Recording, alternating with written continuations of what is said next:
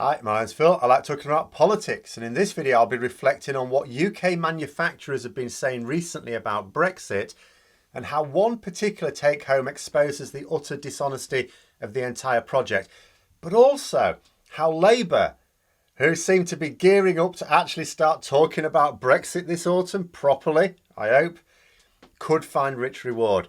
But first, if you'd like to be notified of daily news and politics, please subscribe to the channel and click the bell notification icon. So the Brexit deals that we have cover trading goods. That's the important thing to remember. For services, we have a no-deal Brexit. When people feared the no-deal Brexit, then, oh, got a deal, thank goodness for that. For the service industry, it was a no-deal Brexit. There's no difference. So as such, when it comes to looking at the balance of benefits to drawbacks of Brexit, it's producers of goods that will be getting the most benefit. So if you wish to give Brexit the fairest hearing, look at what producers say. So that includes, for example, agriculture as well as manufacturing. Well, agriculture is mightily annoyed with Brexit and is presenting an existential threat to many within the industry. Fish that can't be sold, crops that can't be harvested, and all because we chose a hard Brexit. It's not Brexit itself that screwed them. It wasn't leaving the EU that did this, it was leaving the single market. But manufacturers have been offering their thoughts after about half a year of Brexit as well. The most damning take home for me came when an MP from the SNP, Angus MacNeill, met with representatives from Make UK and asked what benefits Brexit had brought. Because a careful analysis of the situation needs a pragmatic comparison of benefits and drawbacks. You know, you stack them up against each other. And this is where you can get a real debate, genuine debate.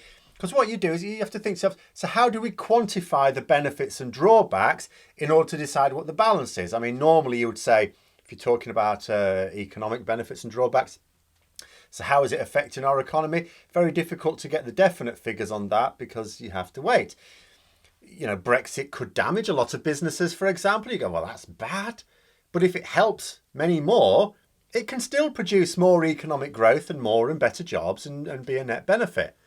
But the response that MacNeill got was that there are no Brexit benefits.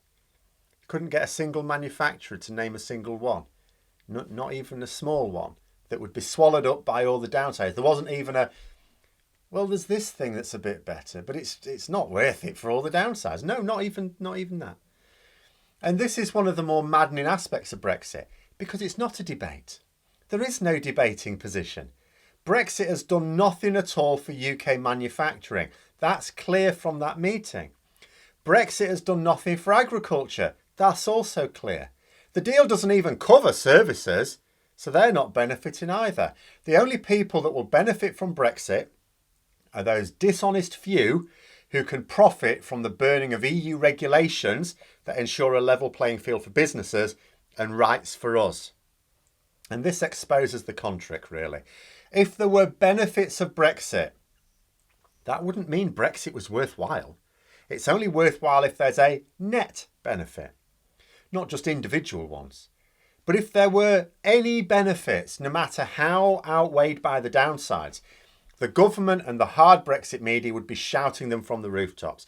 It would be easy.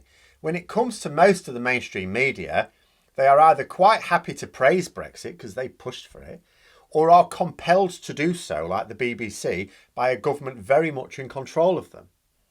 But this is not happening. All that media can do is distract us by either not reporting on the damage altogether, or when they do report on the damage, try and blame the consequences on the EU. But there aren't reports of the post-Brexit boom, only the doom and gloom that they said was Project Fear. And when they try and defend it, the best they can come up with was, well, some Remainers said it would be much worse than it was. Right? It's still really bad though. Oh yeah, it's still really bad, but it's not as bad as it could have been. Okay, that's supposed to be a good thing, is it? You know, and Labour may, as I say, also be getting ready to start attacking some aspects of Brexit. Yes, very late in the day. And it will not be as fully anti-Brexit as many of us would like. But they do have a problem, if we have to be understanding. They do have a problem in wanting to be careful not to piss off more people than they attract at the next election. The bottom line is this: Labour need a load more people to vote for them. than happened at the last election. That's clear. And that means you have to be very careful. You will at certain times have to get your hands dirty, and that will mean pissing off some people and you'll lose their votes. You have to make sure every time you do that, you win more votes in return. You know, in some ways, as frustrating as their silence has been for me, I'm okay with them spending longer working out the best line to take than just doing what I do and shoot my mouth off and risk alienating important voters. But there was a recent interview by Keir Starmer, it's like a week or so ago, which produced the line, "I think there's space to talk about Brexit and the Brexit deal." Naturally, their focus will be on the deal needing to be improved rather than Brexit needing to be reversed. That's what we're going to have to make peace with.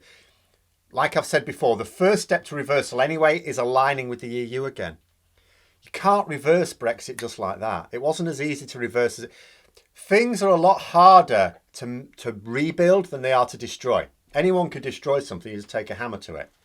It's a bit more difficult to rebuild. So we have to go through various waypoints. Customs union, membership of the single market. Those are essential steps on the way. No point moaning at Labour for not explicitly backing a reversal of Brexit when we know that doing that would annoy some voters. All right, saying, but it gains so many more. Well, why not gain them all? Why not gain them all? Why support a policy that you know is divisive? You know, and it's not a reversal of Brexit isn't a policy that can be achieved without alignment first anyway. Whereas even Brexit supporters are not totally invested in this crap deal. So if you make the focus the deal, you know, this deal that is robbing them of jobs, rights, and even food. So that will be their focus. Improve the deal. It's something that will get both workers and employers working with them because it's in everyone's interest. Right now, the government are lying about even the problems of Brexit.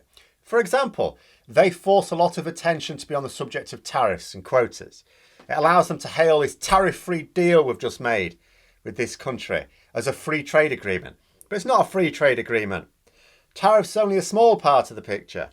Make UK, mentioned before, this lobbies for manufacturing in the UK, produced a report in June of this year. It was like the first 6 months of Brexit. How's it gone for our members? So they polled their members for the importance of priorities. One little bit, I'll link the whole report below. It's one little bit that caught my eye. In terms of tariffs and quotas, just over 20% said that this should be a priority. Okay, so for further talks with the EU, this is about what we need to do in order to get better arrangements with the EU. Now, that's clearly important to a significant number of manufacturers, just over 20%. You don't dismiss that. But that was the smallest bar by far, you know, compared with others. Easily the least important. Of more importance was improved mobility, rules of origin. Then there was mutual recognition and certification. And by far the most important, that longest bar, which was like over 4/5 of their members, was improving efficiency of export procedures. Now, earlier on the report, most businesses had said they'd sort of got the handle on the paperwork, but the paperwork is too onerous. They knew what they were doing with it now. Some still didn't, but a good chunk still didn't. But quite a lot have now got a handle on it, but it's still too much. But these things are not being talked about in the mainstream media. The real issues, the things that are actually holding our manufacturing businesses back, are not actually being communicated to the public. The government and their complicit media keep talking about tariffs, which are the lowest priority for these businesses. Labour have the chance to tackle these issues in what should be a fairly safe way. Again, attack the Tory Brexit rather than Brexit for now. You know, attack the government on export procedures, mobility, mutual recognition, and they'll be given a voice to those businesses that are crying out for this. Labour are already planning on taking the tag of party of law and order from the Conservatives. It's already a sick joke to ever consider the Tories to be the party of law and order, but Labour have a leader who has put away some of the country's most dangerous criminals. Not a lot of the public know that, but it is the party's plan, their explicit strategy to make sure they do so. Well, Brexit gives them the opportunity to represent business as well, be the party of business, more so than the Conservatives. And again, they don't have to do a lot with that. They don't have to do anything like promise tax policies that unfairly target the poor and let off the rich like the Conservatives do, but by simply offering a market where they can compete. My argument for many years has always been to say to people that might be thinking of voting Tory because, well, I'll get charged less in taxes, but you'll make less money. You know, your take home is still better under a Labour government because the economy grows more business, more money. But in this particular case, it should be easier. This extreme Tory Brexit is making for a very hostile market for them. You know, it's not just about making more money. With some of these businesses under the current regime are not making money at all. Labour can stand for closer alignment with their vital neighbouring market. That's not an attack on Brexit, just on the cack-handed way it was handled. Come the next election, even if it's relatively soon, there will be enough economic pain from Brexit to get both workers and business owners clamouring for a better Brexit deal. It's Labour's plan to offer it, and they have a golden opportunity to exploit that. Another thing that should help is that some of the areas that most supported Brexit are industrial towns that are being the worst affected by this extreme Tory Brexit. There should be a decent pool of people willing to vote for a softer Brexit now. And you can understand Labour not wanting to call these people fools for voting Brexit. It's more a case of, well, the Tories lied to you. This isn't what Brexit had to be. There is a different way of doing Brexit. Oh, we still get Brexit. Oh, yeah. We still won't be in the EU. But there's a better way to do it where you don't have to lose your job and not be able to get any food. After all, no matter what the Parliament looks like after the next election, it's still going to have to deal with Brexit. It was an act of national self-harm that can't be reversed within a single Parliament anyway. So whatever you do, whatever you promise, has to be within the confines of being outside the EU. So deal with the urgent stuff first. Alignment, customs union, single market. Watch the opposite of what Brexit has done. Instead of coming up with excuses for the economic harm of Brexit, the media will have to try and come up with excuses for why a non-Tory government has generated record growth by working with the EU. Then we can start to talk about reversing Brexit. Finally, Labour have been told by their strategists in no uncertain terms that its campaign strategy for too many years has been too negative, always focusing on the bad things. And people have voted Tory because of the message of hope. You know, the green shoots of recovery, sunlit uplands, all tosh, of course, all of it. But people vote for it. People want to vote for a brighter future, not a less crap version of what we've got now. Focusing on a better deal does that. It's not saying this is all crap. It's saying this is all crap, but you could have this. This is what you could have. Instead of focusing on the damage of Brexit, they can focus on the benefits of a better deal. More trade, more jobs, better paid jobs. I remember a colleague who got a promotion at a college down south somewhere, I don't know, Brighton maybe. And it had just had a poor Ofsted inspection under its belt. You know, and he was a bit apprehensive. Oh, you're going to be leading this department. And I told him not to sweat it. I thought, do you know what? If you're going to go for head of department for your first time, brilliant place. Somewhere that's just had a bad Ofsted inspection, brilliant.